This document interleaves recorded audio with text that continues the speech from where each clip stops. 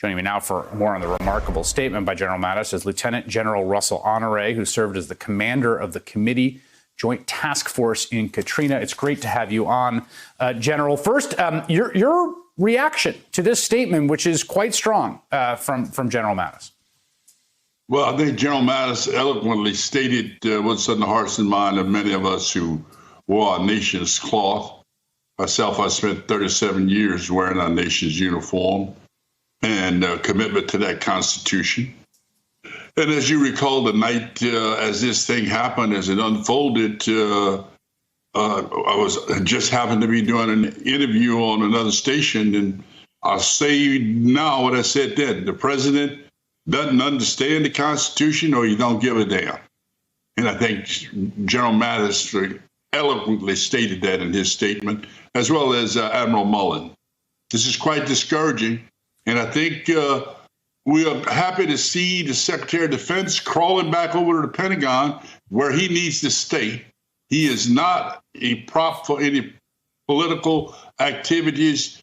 If he's going to control the nuclear weapons and nuclear aircraft carriers and submarines and 2 million people, the Secretary of Defense needs to stay the hell at the Pentagon and stay out the White House. I'm curious. I mean, I've never been a Pentagon reporter. I've had friends who are, and I've done some reporting on that building and the culture there. It just seems to me that given what Espers had to do to try to kind of run away from being associated with it, to see Mattis, to see Mullen, to see all these figures, there is most likely profound dissension in the Pentagon and disapproval and frustration with what the president's rhetoric and actions. What do you think? I think this will be short-lived. We've come to expect that the president will give orders that he cannot accomplish. 2 weeks ago, it was telling the governors he would tell them when they can open the states. He would direct them to do it. And now we're off to he's going to tell them he's going to use the Insurrection Act and send federal troops in. Very poor understanding of the Constitution and regulation and relationship between the White House and the governors. The governors are the senior elected official in each state. And somehow you don't understand that. The question has been raised as we've watched this about the sort of sacrosanct guardrail between the civilian government and the military. Obviously, it's a guardrail that has been crossed in many nations before ours.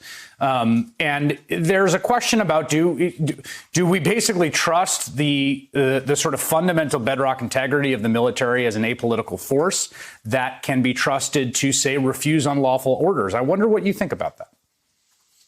Well, we've lost Secretary of Defense and a few others along the way, a Secretary of the Navy, over disagreements with the White House. And that's what happens. The honorable people step away when they are told something that they disagree with. We all have to respect the fact that on the certain things that can be brushed off, we've got to maintain the force. We've got to protect the country.